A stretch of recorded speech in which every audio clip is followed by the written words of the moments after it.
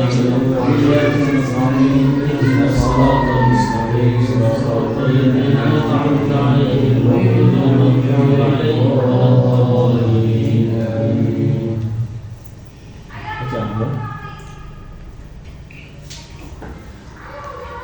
يا ربي صل على محمد يا ربي صل عليه وسلم يا ربي صل على محمد يا ربي صل عليه وسلم يا ربي صل على محمد حبيبك الشافع المشفع يا ربي صل على محمد يا ربي صل عليه وسلم يا ربي صل على محمد أعلى الورى رتبة وأرفع يا ربي صل على محمد يا ربي صل عليه وسلم يا ربي صل على محمد أسمى البرايا جاها وأوسع يا ربي صل على محمد يا ربي صل عليه وسلم يا ربي صل على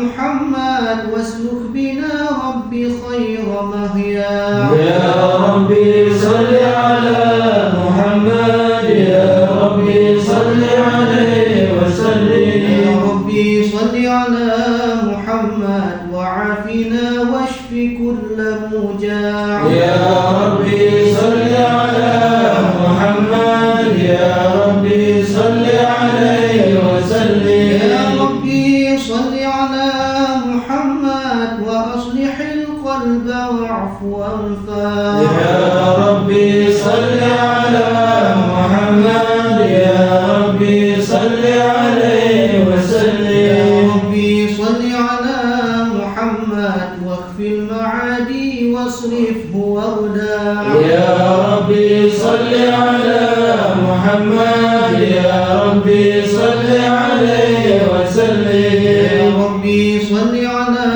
محمد نحل في حسنك الممنع يا ربي صل على محمد يا ربي صل عليه وسلم يا ربي صل على محمد رب ارضى عنا رضاك الأرفع يا ربي صل على محمد يا ربي صل عليه وسلم يا ربي صل على محمد واجعل لنا في الجنان مجمع يا ربي صل على محمد يا ربي صل عليه وسلم يا ربي صل على محمد رفق بنا خير خلقك اجمع يا ربي صل على محمد يا ربي صل عليه وسلم يا ربي صل على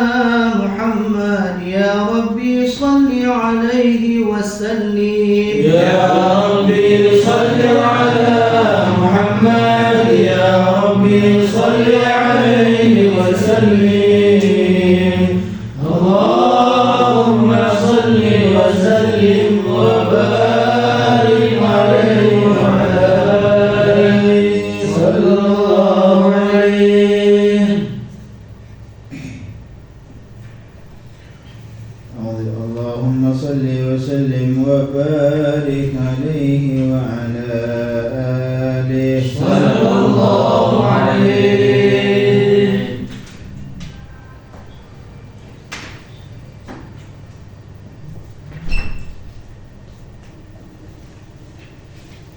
أعوذ بالله من الشيطان الرجيم. بسم الله الرحمن الرحيم. إنا فتحنا لك فتحا مبينا ليغفر لك الله ما تقدم من ذنبك وما تأخر ويتم نعمته عليك ويهديك صراطا مستقيما وينصرك الله نصرا عزيزا لقد جاءكم رسول من أنفسكم عزيز عليه ما عنتم حريص عليكم بالمؤمنين رؤوف رحيم فإن تولوا فقل حسبي الله لا إله إلا هو عليه توكلت وهو رب العرش العظيم إن الله وملائكته يصلون على النبي يا أيها الذين آمنوا صلوا عليه وسلموا تسليما اللهم صل وسلم وبارك عليه وعلى آله صلى الله عليه. اللهم صل وسلم وبارك عليه وعلى آله صلى الله عليه. الحمد لله الذي هدانا بعبده المختار من دعانا صلى الله عليه.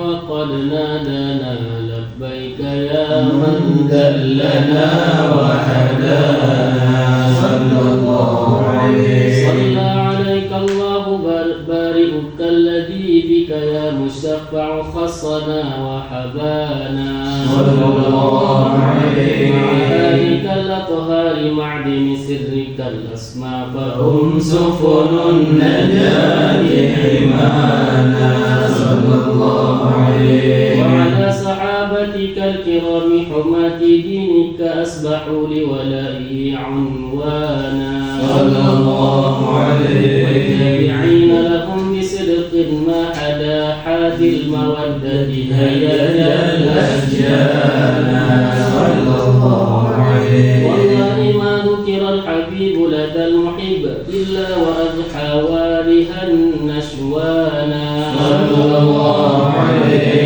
المحبون الذين عليهم بذل النفوس مع النفائس صلى الله عليه. لا يسمعون بذكر طه المصطفى إلا به انتعشوا وأذهب رانا صلى الله عليه. الأرواح تشتاق اللقاء وتحن تسأل ربها الرضوان صلى الله عليه. كذا فاسمع إلى سير المشفع وهف الآذان صلى الله عليه. إلى أوصافه طه المجتبى واحضر لقلبك يمتلئ وجدانا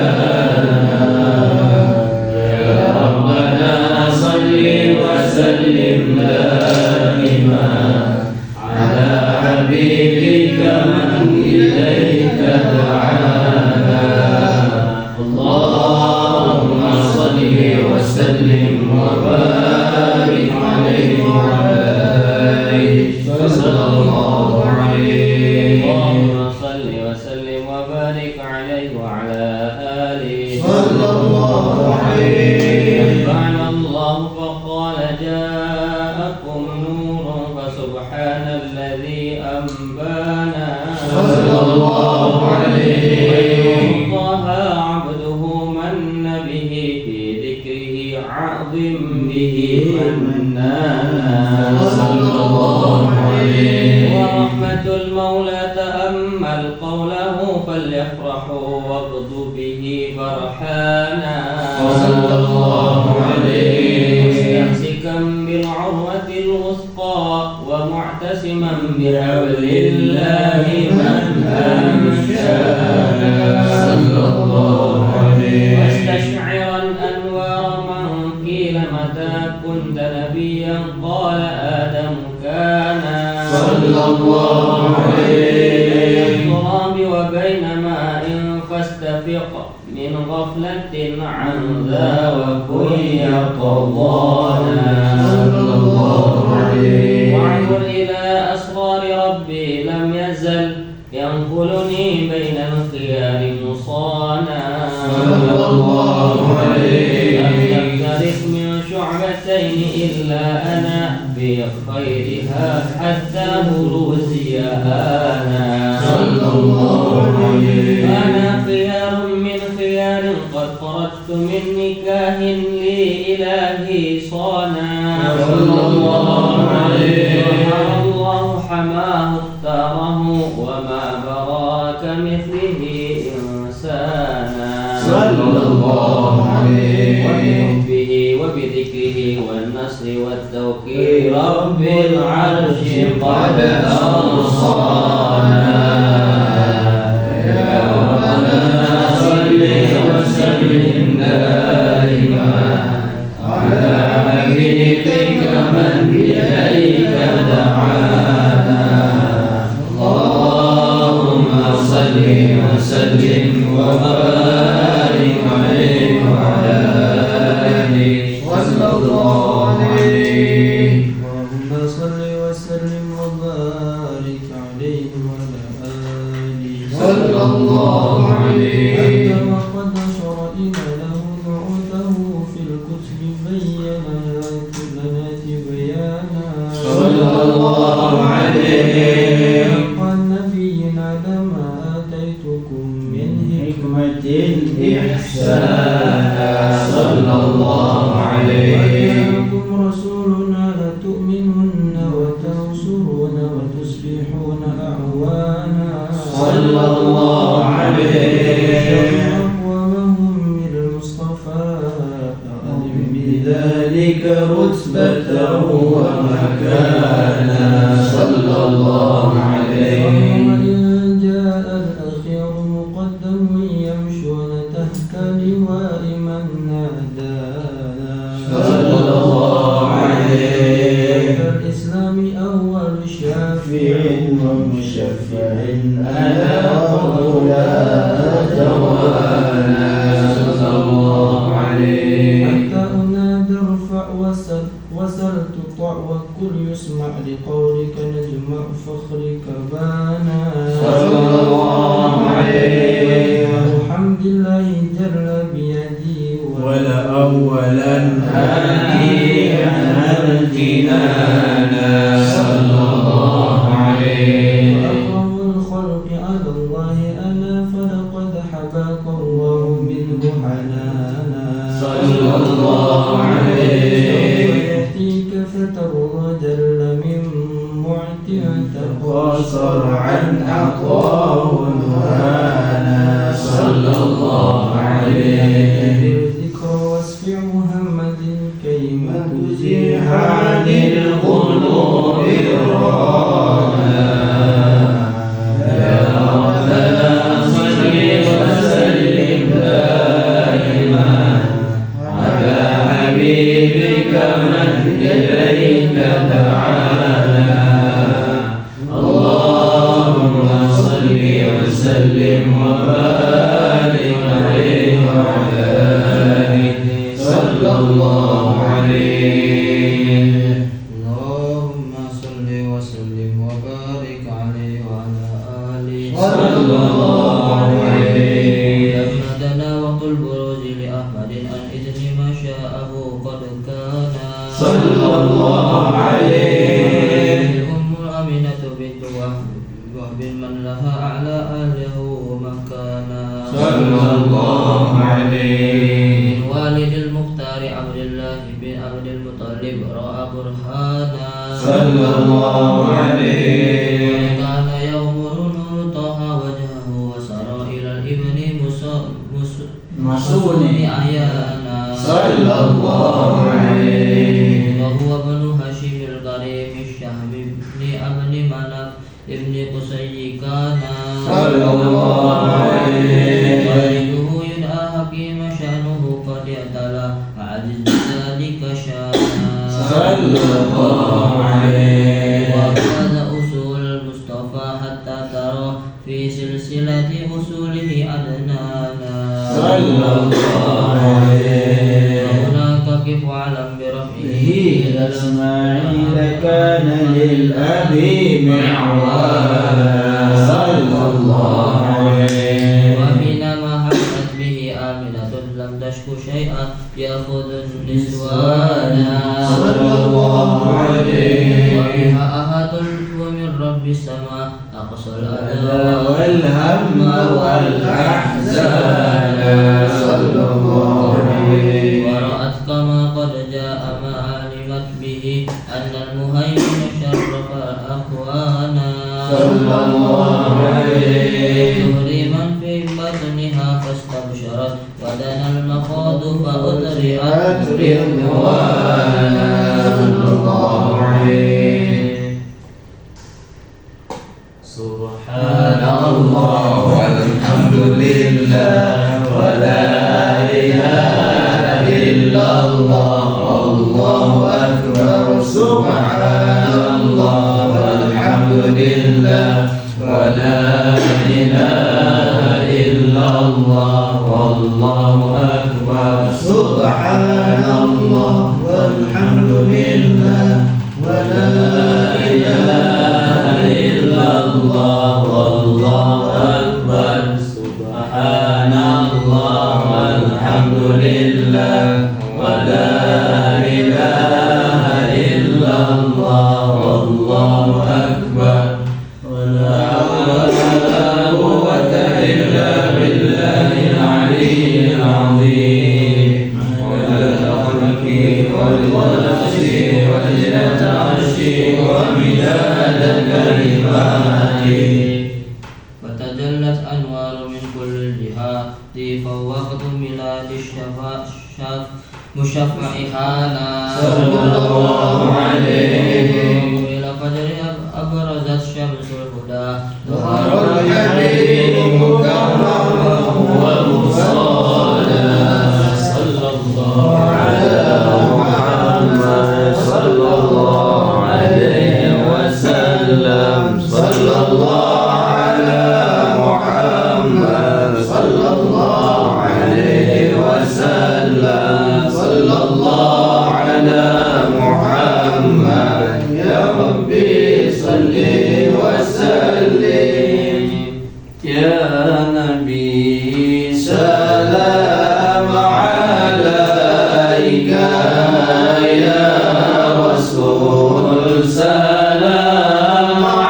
عليك يا حبيب سلام عليك يا رسول الله صلوات الله عليك أبرز الله المشفع صاحب القدر المرفع ومنى نور النواحي يا رسول الله عما كل الكون أجمع الله يا نبي سلام عليك يا رسول سلام عليك يا حبيب سلام عليك يا رسول الله صلوات الله عليك الله نكسر أصنام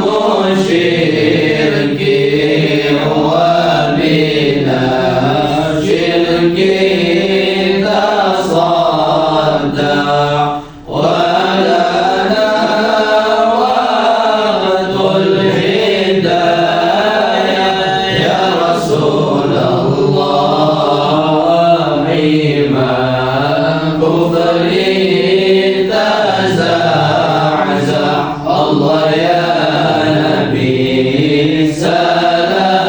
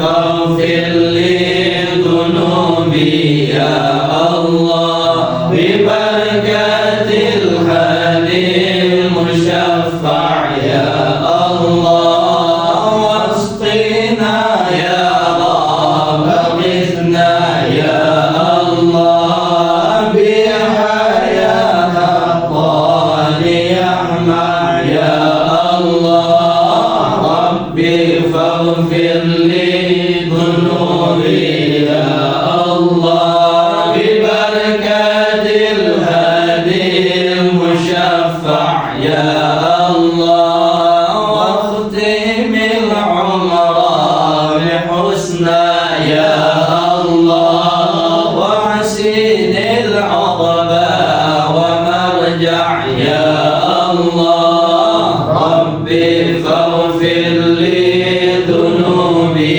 يا الله ببركة الهادي المشفع يا الله صلى الله على محمد صلى الله عليه وسلم صلى الله على محمد صلى الله عليه وسلم وصلاة الله تغشى من له الحسن تجمع صلى الله على محمد صلى الله عليه وسلم أحمد الطرى وآله وصحابة ما شنشع صلى الله على محمد صلى الله عليه وسلم اللهم صل وسلم وبارك عليه وعلى آله صلى الله عليه.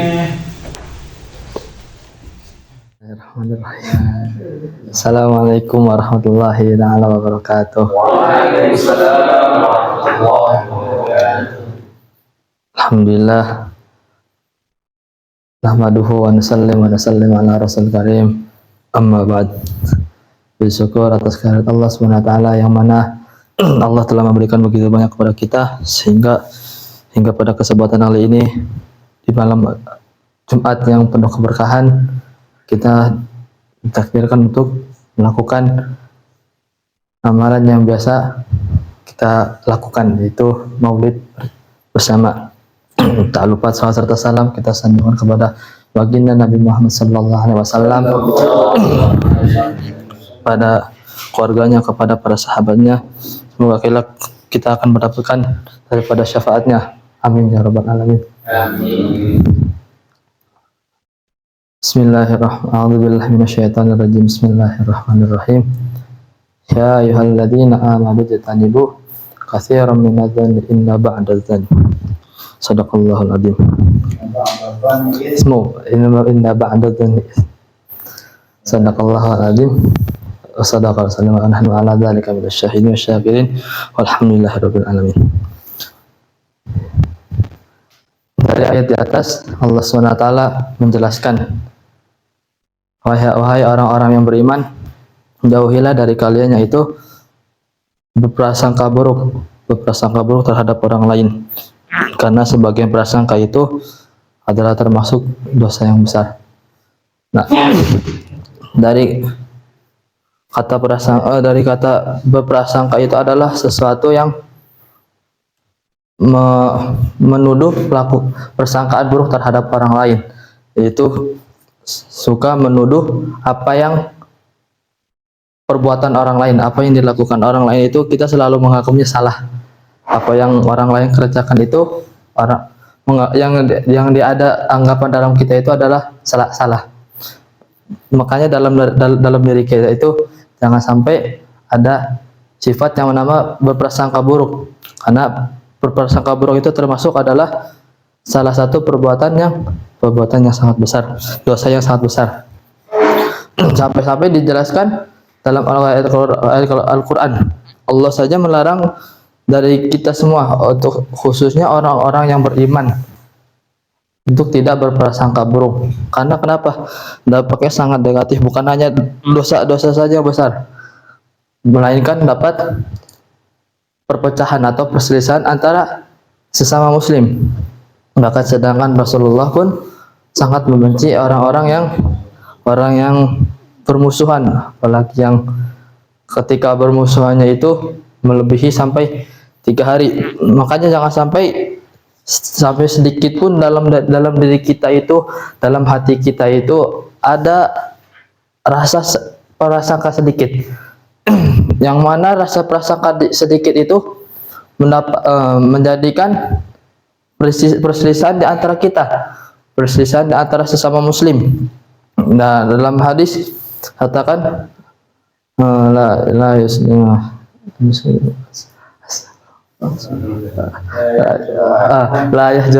yahjuru akhahu fawqa salasati ayyam. Dan tidaklah berdiami seorang muslim melebihi dari 3 hari. Bahkan di dalam hadis saja Rasulullah mengatakan tidak boleh memusuhi atau menjauhi saudara semuslimnya melebihi dari 3 hari. 3 hari, apalagi yang selama ini bermusuhan selama berhari-hari atau tanpa ada penyebab apa-apa. Maka dari itu, selain dari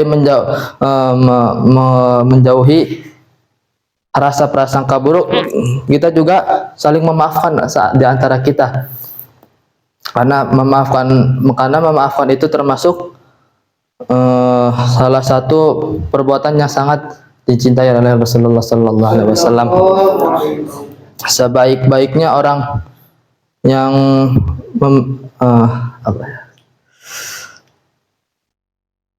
sebaik-baiknya orang yang mempunyai kesalahan, dialah orang yang meminta maaf duluan. Ini itu saja yang bisa saya tempatkan. Allah Rabbinya, mohon maaf. Masih belajar. Assalamualaikum warahmatullahi wabarakatuh. كثيرا من الظن اجتنبوا كثيرا من الظن إن بعض الظن إثم ولا تجسسوا ولا يغتب بعضكم بعضا أيحب أحدكم أن يأكل لحم أخيه ميتا فكرهتموه. Ya wahai orang yang beriman, ijtanibu katsira. Ijtanibu artinya jauhi. Ijtanibu katsiran minadh-dhann. Jauhkanlah kebanyakan dari dhan. Allah di sini bukan melarang la tadhunnu, tapi justru menjauhi. Menjauhi itu lebih parah larangannya dari melarang perbuatan. Contoh misalkan la taf'al, jangan kamu, misalkan la taf'al kadza, jangan lakukan ini, jangan lakukan. Tapi kadang-kadang kalanya perintah Allah Subhanahu wa taala yang lebih kuat, yang larangannya lebih kuat ketika Allah katakan jauhkan. Jauhkan artinya apa?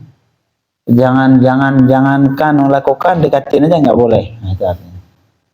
Karena itu maksiat yang sangat mengkhawatirkan, yang efeknya sangat besar. Seperti fi qoulihi ta'ala di tempat yang lain, la taqrabu az-zina innahu kana fahishatan wa maqtan innahu kana fahishatan wa sa'a sabila. La taqrabu zina, jangan dekati zina. Jangan dekati sama dengan jauhi. Jangan dekati zina. Allah di sini artinya apa? Yang pengen Allah sama katakan bahwa jangan melakukan zina. Tapi ketika ungkapan untuk jangan lakukan, Allah tidak katakan jangan deketin. Artinya apa? Lakukan, deketinnya nggak boleh. Apalagi melakukan. Begitu juga ijtanibu katsiran minadh-dhann. Jauhkanlah dhan. Prasangka jauhkanlah sebanyak mungkin prasangka, terutama kepada kawan, yang bisa mengakibatkan, karena prasangka ini awalnya bermulai dari kawan, kemudian lama-kelamaan yang paling khawatir prasangka buruk ke syariat. Lama-kelamaan itu prasangka kalau dibiasakan bakal prasangka buruk ke Allah. Nah, itu paling bahaya. Karena dia seperti yang saya sebutkan gantung semuanya, bahwa maksiat itu mulai dari yang kecil. Syaitan mulai dari yang kecil. akhirnya biasa. Kemudian naik lagi, biasa lagi. Naik lagi, biasa lagi. Sama persis seperti antum masuk WC yang bau. Awalnya bau, tapi coba antum duduk 5 menit, kecium lagi enggak? Enggak kecium lagi. Akhirnya kerasa biasa sudah biasa, tidak lagi merasa kalau itu sebuah kesalahan. Jadi begitulah dzan. Awalnya Allah bikin suudzan ke sesama manusia, bukan Allah bikin suudzan. Artinya kita melakukan suudzan sama manusia, baru syaitan dibujuk lagi, akhirnya bertambah lebih kuat. Akhirnya suudzan ke syariat Allah. Kenapa Allah nyuruh ini? Ini bertentangan dengan maslahah. Ini kenapa Allah haramkan riba, padahal akhirnya apa? Suudzan ke syariat. Kemudian lama kelamaan dia bakal berpindah suudzan ini ke yang paling parah. Suudzan yang paling parah yang bisa mengkhawatirkan nanti suudzan ketika ketika sakratul maut. Itu suudzan, itu khusuudzan ke Allah. Itu suudzan paling bahaya. Yang dikhawatirkan meninggal kemudian su'ul khatimah. Makanya mulai dari jangan sampai su'udzan ke sama. Ustaz, kenapa su'udzan?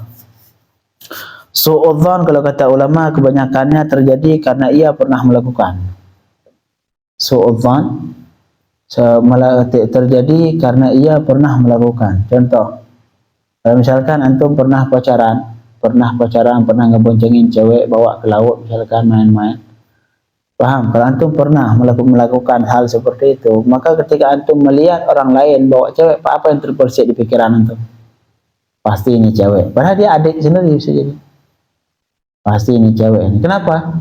Karena antum memposisikan dia di posisi kita sendiri. Inilah bahaya. Timbul suudzan penyebabnya karena kita posisikan orang lain di posisi kita. Kalau kita di posisi dia pasti ya. Kalau saya pasti itu cewek. Akhirnya kita anggap apa? Itu cewek. Jadi semua kita kita suka memposisikan orang lain sehingga ke posisi kita. Akhirnya maksiat yang dulu pernah kita lakukan semua kita terapkan ke orang lain. Misalkan kita melakukan maksiat, apapun maksiat. Maka ketika ada kita lihat orang lain yang melakukan yang hampir sama dengan yang kita lakukan, langsung kita ini dia. Tapi kalau orang yang belum pernah maksiat, hatinya bersih, nggak pernah maksiat, maka nggak pernah kebayang dia suudzan. Kalau misalkan orang nggak pernah pacaran, dan dia itu menganggap kalau pacaran itu bawa cewek di belakang itu haram, nggak boleh, malu nih, menghina aib. Ketika dia lihat orang lain bawa cewek, misalnya apa yang terbersih di pikirannya? Oh pasti nggak mungkin, ya muslim nggak mungkin bawa cewek, saya aja nggak mau, saya nggak pernah. Dia sama kayak saya, akhirnya pasti ini adiknya. Makanya kata ulama, orang yang suudzan ke manusia yang lain, ketika melihat orang lain melakukan sesuatu, dia kemudian langsung suudzan, pasti ini melakukan maksiat misalkan. Itu terjadi karena ia pernah melakukan. Ini suudzan. Suudzan tidak akan terjadi bagi orang yang belum pernah melakukan. Orang misalkan belum pernah bawa cewek, misalkan belum pernah ada pikiran dia kalau bawa cewek itu haram, itu semua. Ketika dia lihat orang lain bawa cewek, jarang, sulit terjadi dia menganggap kalau itu cewek, nggak mungkin. Karena dia pasti menganggap, oh dia sama kayak saya, nggak mungkin juga. Dia menganggap, oh itu adiknya, Tapi kalau kita suka maksiat, maka semua orang lain yang melakukan seperti kita, semua kita tuduh hanya maksiat. Ini maksiat, ini maksiat. Kenapa? Karena kita penyebab utama, karena kita memposisikan orang lain di posisi kita, itu penyebab utama terjadi suudzan. Kata Allah, ijtanibu katsiran minadh-dhann, jauhkanlah kebanyakan dari dhan.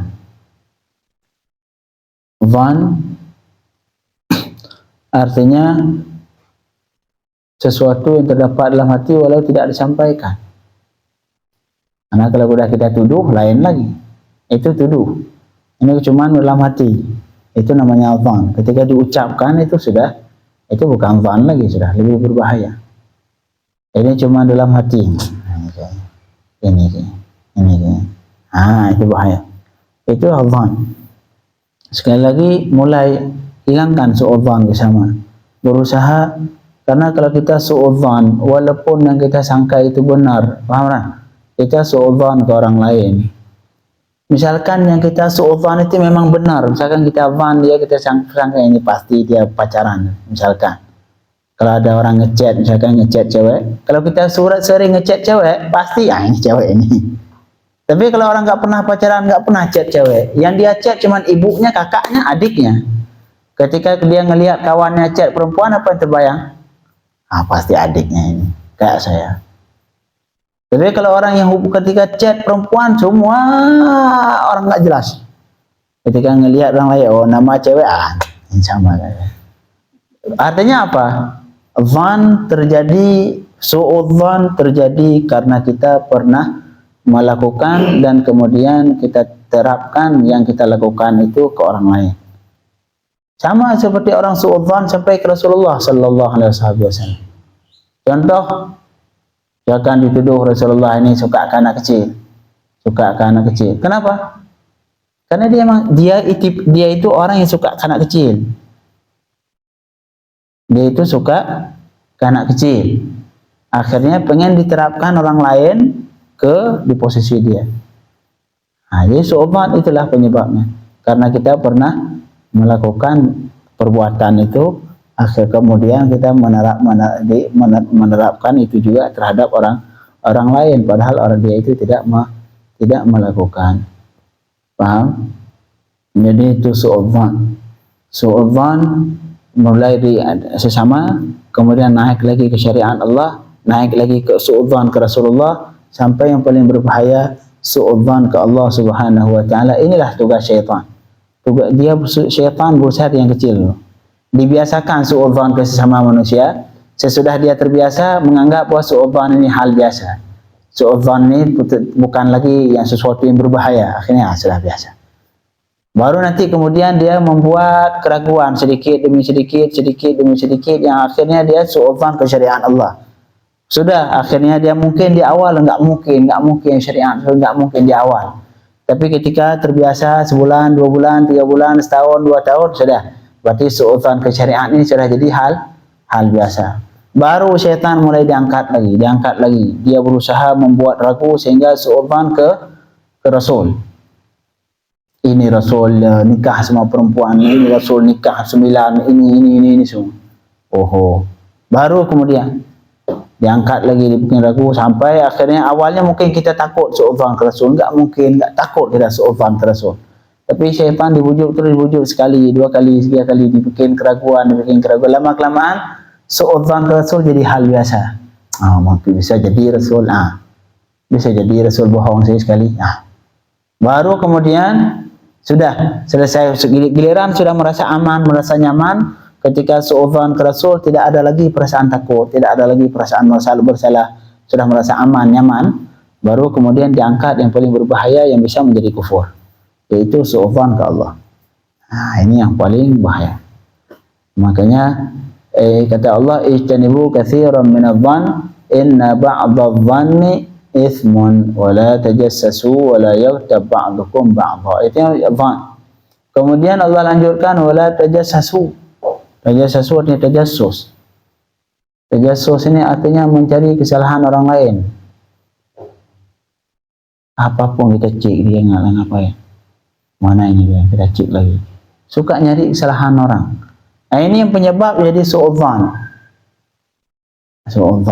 Makanya ulama dulu itu beliau berdoa ke Allah Subhanahu wa taala supaya tidak dinampakkan aib orang lain. Beliau berdoa, ya Allah, semoga enggak ada satupun manusia yang terlihat aib bagiku. Artinya beliau berdoa ke Allah supaya semua aib manusia itu ditutup mata, enggak kelihatan sama dia. Akhirnya semua manusia di mata beliau itu semua orang baik.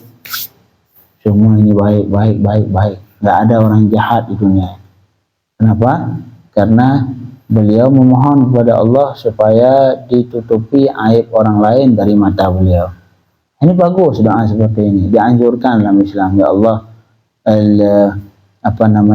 mohon ya Allah tolong tutupi mataku dari aib manusia yang lain, sehingga bagi kita manusia itu enggak ada yang jahat. Wala tajassasu, jangan suka tajassus, ngecek, cari-cari tahu ini kayaknya dia nyari lagi tengah-tengah malam dia lagi ngapain, kemudian dia mau kemana itu kita cek, nggak boleh tajassus, tidak diperbolehkan tajassus. Walaupun tujuannya Ustaz saya pengen ngecek dia ngapain itu karena saya pengen ngelarang kalau dia bikin maksiat. Oh enggak. Kata Rasul sallallahu alaihi wasallam, amar ma'ruf nahi mungkar itu ketika ngelihat depan, bukan dicari. Maksud marra'a minkum mungkaran, siapa yang melihat, misalkan kita jalan ngelihat maksiat, nah itu yang larang. Jangan kita buka rumahnya, kita cek di kamar mandi dia ngapain. Nah, enggak. Itu namanya tajassus, haram tajassus. Wala yaghtab ba'dukum ba'dha, yang terakhir jangan, ini semua saling keterikatan. Pertama, tajassus mengakibatkan su'udzan, paham? Ataupun awalnya su'udzan, karena saling keterikatan dia dua ini, sebab akibat. Pertama su'udzan, kemudian berubah menjadi tajassus, kita cari-cari kesalahan dia, apalagi salahnya ini. Semua kita intip dia, kita cari tengah malam dia ngapain, jam 5 dia ngapain, subuh ngapain, semua itu tugas kita. Sibuk nyari kesalahan orang. Yang pertama itu penyebab karena su'udzan pertama, baru berpindah ke tajassus. Baru setelah itu apa lagi? Ribah. Setelah kita tahu dia melakukan ini, melakukan itu, baru oh, dia tadi baru aja ini, dia tadi baru aja ini, dia tadi baru aja ini. Ujung-ujungnya maksiat, dari semua maksiat dari awal Quran sampai akhir Quran tidak ada satupun maksiat yang lebih keji ungkapannya dibanding ribah ini.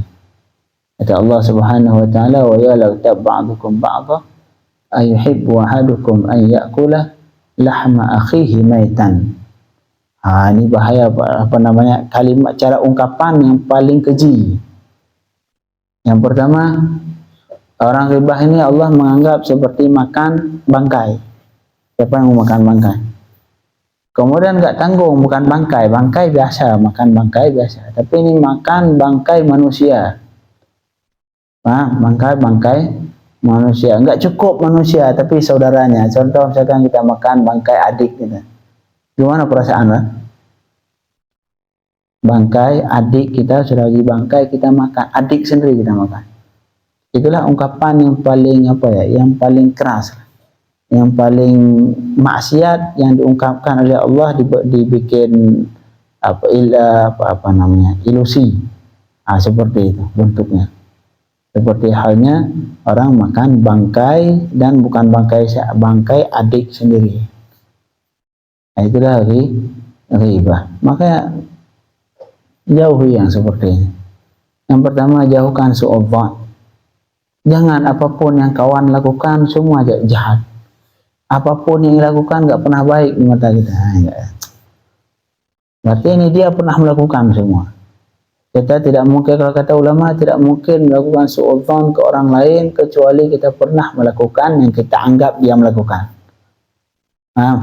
Kalau kita anggap dia itu ketika ngechat perempuan, berarti itu pasti pacarnya, ceweknya misalkan. Itu penyebab kenapa?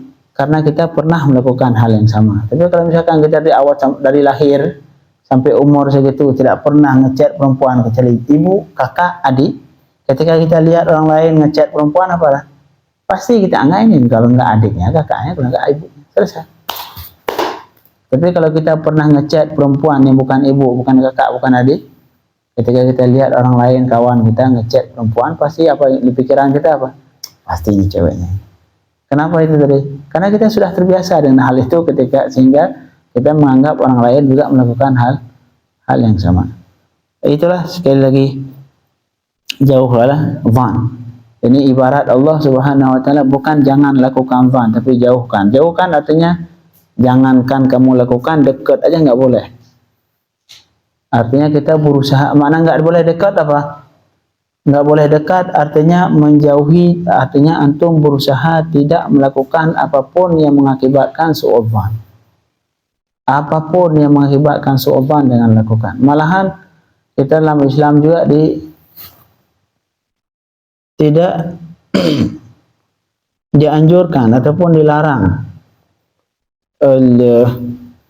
untuk menjatuhkan diri kita ke tempat tuhmah. Satu ketika Rasulullah sallallahu alaihi wasallam tengah malam keluar sama salah satu istrinya, Juwairiyah, lupa nama istri saya. Tengah malam lagi ke Baqi' anda ziarah Rasul tengah malam sama istrinya.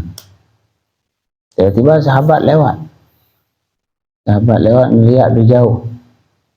Kan sahabat melihat Rasul sama perempuan. Oh, Rasul sama perempuan tengah malam. Akhirnya dipanggil sama Rasul oleh istrinya. Dipanggil tu sahabat, sini. Sahabat awalnya lari, dia melihat dari jauh langsung lari, tak enak. Tapi Rasul pintar, subhanallah. Dipanggil sahabat, sini. Kenapa kamu lari? Oh enggak ya Rasul, enggak. Kata Rasul, akhirnya disampaikan, ini tahu ini ibu kalian ataupun Ummul Mukminin, ini istri saya ini. Kata mereka, oh ya Rasul, enggak mungkin kami menyangka yang enggak. Rasul, enggak mungkin kami suudzon, enggak mungkin. Kata Rasul, asy-syaitan yajri majrad dam. Syaitan itu dia lari berjalan lewat jalurnya darah, yang dia bisa mengubah pikiran manusia kapanpun ia kehendaki. Awalnya Rasul, bisa jadi hari ini kita merasa aman, besok Sayyidina Mistah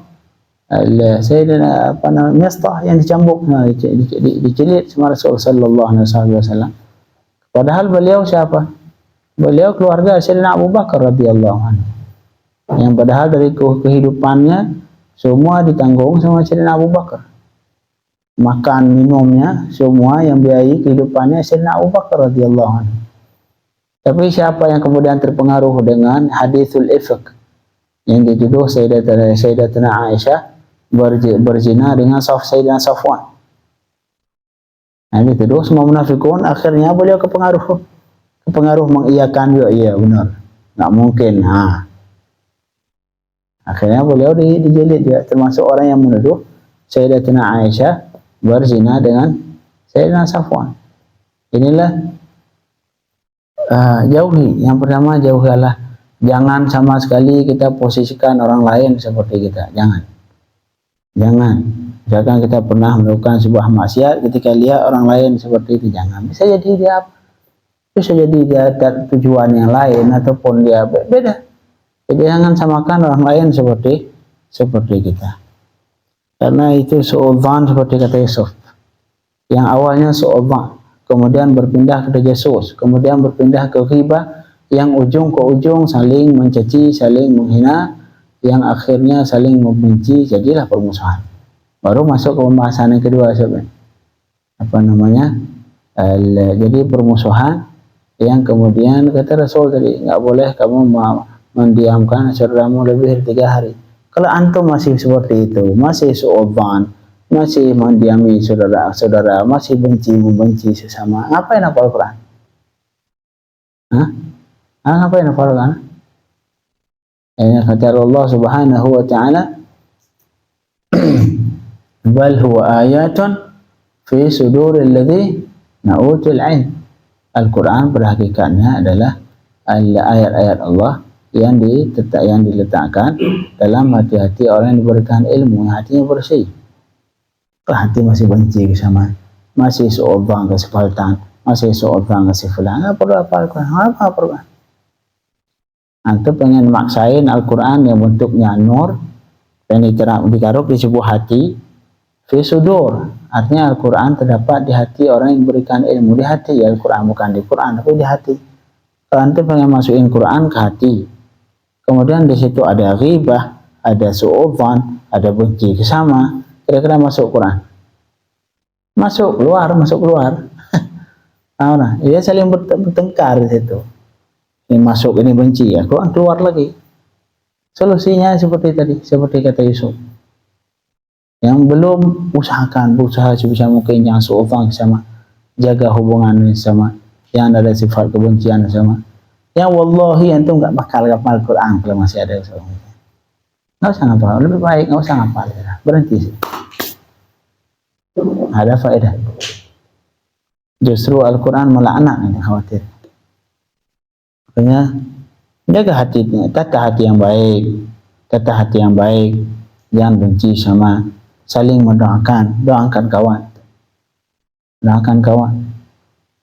Jangan tengah malam selesai tahajud ada kawan lagi tidur, jangan marahin dia tidur mulu. Wah, ya tegur boleh, tapi di samping itu ketika antum selesai salat tahajud doain, ya Allah dia tidur, doa tolong Allah bantu dia, berikan taufik dia sehingga dia juga sanggup melakukan untuk bangun dan melakukan tahajud. Nah, seperti itu seharusnya yang kita lakukan semua mukmin, apalagi antum sesama yang hafal Al-Quran.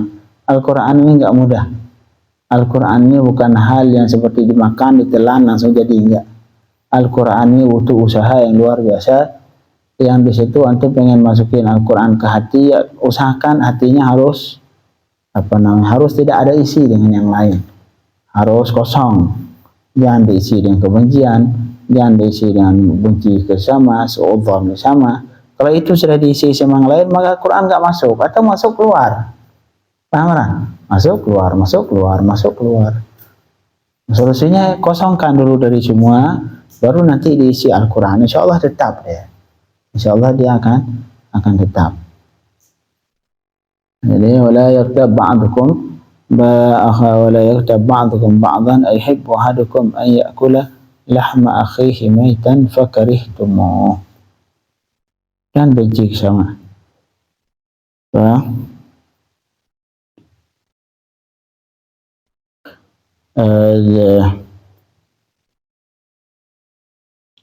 Begitu juga saya memaafkan. Pernah suatu ketika Sayyidina Mu'adz kalau nggak salah, beliau lagi ngobrol canda sama Sayyidina Bilal.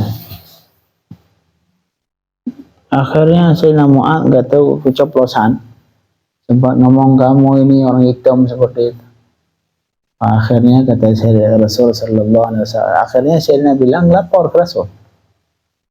Ya lapor ya Rasulullah, ini dia mencaci, menghina aku, mengatakan saya hitam dari Habasyah. Akhirnya Sayyidina Mu'adz dipanggil sama Rasul, sini Mu'adz. Kalau nggak salah Sayyidina Mu'adz, Sayyidina Mu'adz radhiyallahu anhu. Kemudian kata Rasul, kamu bilangin ke dia seperti ini. Bahwa dia Rasul tanya, apa lebihnya kamu ketika putih? Ada Rasul. Baru saat itu sadar Sayyidina Mu'adz bahwa warna tidak mempengaruhi ke seorang lebih baik dari lebih baik dari orang lain. Apa yang dilakukan Sayyidina Mu'adz itu, beliau tidur supaya membuat ridha kembali kawannya, disuruh injak mukanya. Beliau tidur di tanah, panggil yang kawan tadi, tolong maafkan saya untuk supaya ini sebagai supaya saya tidak lagi keulang melakukan hal yang sama ke orang lain, menghina orang lain. Tolong injak ini muka saya. Itu muka di tanah, diinjak muka, disuruh injak. Oh nggak mau saya, injak nih biar saya hilang itu sifat. Jadi itulah cara didikan Rasulullah sallallahu alaihi wasallam. Dan begitulah cara sahabat menghilangkan cara mereka bermuamalah dengan sama, supaya itu kawannya tidak merasa sedih dengan ejekannya kali pertama, disuruh injak mukanya di tanah. Yang kata Sayyidina Mu'adz ini supaya tidak keulang lagi, supaya tidak merasa bahwa saya putih lebih baik dari yang hitam. Itulah yang dilakukan oleh para sahabat Nabi, supaya apa ini semua? Supaya mereka tidak merasa lebih dari yang lain, tidak sayang, akhirnya tidak pernah mencari kesalahan kawannya, tidak pernah suudzon kawannya, sehingga kata Allah Subhanahu wa taala, ini sifat sahabat Muhammad Rasulullah walladzina ma'ahu asyidda'u 'alal kuffar rahama'u bainahum. Ini sifat sahabat. Kalau antum saling mengasihi, saling mencintai sama, itu berarti antum seperti halnya sahabat. Ruhama ubainahum. Itu sifat sahabat, saling mencintai, saling mengasihani, saling menyayangi sesama. Itu sifat sahabat Rasulullah sallallahu alaihi wasallam. sampai ketika perang. Sahabat Rasulullah saling mencintai. Sayyidina Ali, walaupun beliau perang dengan Sayyidina Muawiyah, beliau sangat cinta ke Sayyidina Muawiyah. Begitu juga sebaliknya. Mereka saling mencintai. Itu perang karena fitnah. Yang namanya memang sudah sunnatullah, terjadi fitnah di kalangan umat Islam. Tapi sesama mereka saling sangat mencintai Sayyidina Muawiyah ke Sayyidina Ali, Sayyidina Ali ke Sayyidina Muawiyah. Tapi terjadi perang, Ustaz. Mereka saling cinta, saling menyayangi, tapi kok perang? Itulah fitnah. Fitnah itu akan terjadi walau antara dua orang yang sangat mencintai. Nggak bisa dipisahkan. Sayyidina Aisyah dengan Sayyidina Ali, sangat kuat hubungan. Tapi terjadi perang Siffin, perang Jamal. Dan sampai setelah itu Sayyidatina Aisyah pulang ke rumah, nggak keluar rumah sampai berapa hari, nangis nggak keluar rumah karena beliau merasa bersalah. Nah, setelah apa yang terjadi, itulah para sahabat Rasulullah Sallallahu Alaihi Wasallam, kehidupan mereka seperti itu. Mereka itulah yang kalau misalkan dicari siapa yang menjalankan Quran yang benar, itulah mereka. Yang hafal Quran dan plus menjalankan Al-Quran yang benar, itulah para sahabat Rasul. Bagaimana kehidupan mereka, ya seperti itulah mereka. Dan kita kalau mau untuk menjalankan Quran yang benar, hiduplah seperti hidupnya mereka. Asyidda 'alal kuffar, ruhama'u bainahum. Allahumma ja'al bainana rahim.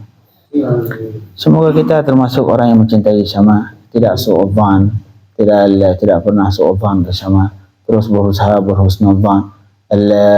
Malahan disebutkan, kata ulama, kalau misalkan itu melihat seorang melakukan sesuatu yang satu kemungkinan baik, satu aja ada kemungkinan baik, tapi 10-nya misalkan perbuatan yang 90% nggak baik, tapi ada kemungkinan 1% baik. Maka ikut yang baik itu. Jadi antum yakini yang 1% itu, Om. Ini tujuannya mungkin ini. Karena ketika antum su'udzan, ketika antum husnudzan dan ternyata di kenyataannya beda dengan yang antum dzan baik, padahal dia memang benar jahat, itu antum nggak niqab di hari kiamat, nggak dituntut. Kenapa kamu husnudzan padahal dia enggak? Nggak dituntut di akhirat. Tapi ketika antum su'udzan, dituntut walau benar. Apalagi kalau salah. Makanya lebih baik husnudzan ke sesama. Karena seperti tadi, yang paling khawatir itu tadi, mulai husnudzan ke sesama. Akhirnya syaitan ngangkat lagi husnudzan ke syariat. Akhirnya diangkat lagi husnudzan ke Rasulullah. Akhirnya diangkat lagi yang paling bahaya, su'udzan ke Allah Subhanahu wa taala, yang itulah yang menyebabkan seseorang meninggal su'ul khatimah. Na'udzubillah min dzalik. Paham? Allahumma ihfadna wa ihfadhal jami'. Terus sekali lagi, tata hati yang baik dan berhubungan dengan hafal Quran. Kalau selama antum proses hafal Quran belum bisa bertata hati yang baik, gimana ketika antum pulang? Sulit untuk menata kembali, apalagi kalau antum sudah diangkat, sudah jadi kiai besar, sudah jadi, itu sulit, lebih sulit untuk menata hati. Lebih mudah untuk menata hati ketika masih dalam proses belajar seperti ini. La ilaha illallah.